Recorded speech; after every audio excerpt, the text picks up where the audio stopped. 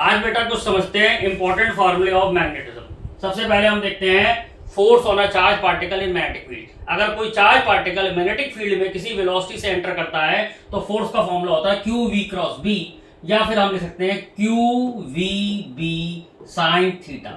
Theta किसके बीच का एंगल है? थीटा वी और बी के बीच का एंगल है।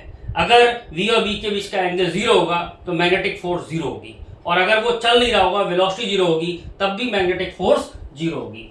डायरेक्शन ऑफ फोर्स, इस फोर्स का डायरेक्शन हम कैसे निकालते हैं? तो इस फोर्स का डायरेक्शन हम फ्लेमिंग्स लेफ्ट हैंड रूल से निकालते हैं। ये जो फोर फिंगर है ये मैग्नेटिक फील्ड की होती है, ये जो मिडिल फिंगर है ये मोशन ऑफ पॉजिटिव चार्ज, मतलब जहां पॉजिटिव चार्ज जा रहा है उस डायरेक्शन में करनी होती है। तो जो थंब होता है ये हमें डायरेक्शन बताता है फोर्स का, थंब बताता है डायरेक्शन हमें फोर्स का।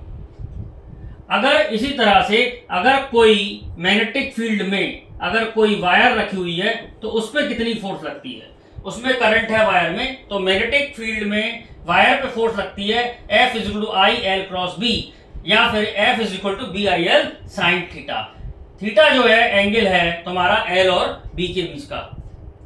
इसी तरह से टॉर्क देखते हैं। अगर कोई मैग्नेटिक फील्ड में कोई कॉइल रखा हुआ है, ये कोई कॉइल है और ये मैग्नेटिक फील्ड में रखा हुआ है, तो इस पे कितनी टॉर्क लगेगी? तो अगर इसमें करंट फ्लो करेगा तो इसमें टॉर्क लगेगी। टॉर्क का फॉर्मूला होता है BINA साइन थीटा या बीना साइन थीटा, और NIA N number of turns, I current, A area. NIA को हम मैग्नेटिक मोमेंट कहते हैं, और टॉर्क का फॉर्मूला जो निकलता है वो निकलता है M क्रॉस B। टॉर्क का डायरेक्शन क्रॉस प्रोडक्ट की सहायता से आप निकाल सकते हैं। थीटा को याद रखें, theta is angle between area vector and magnetic field.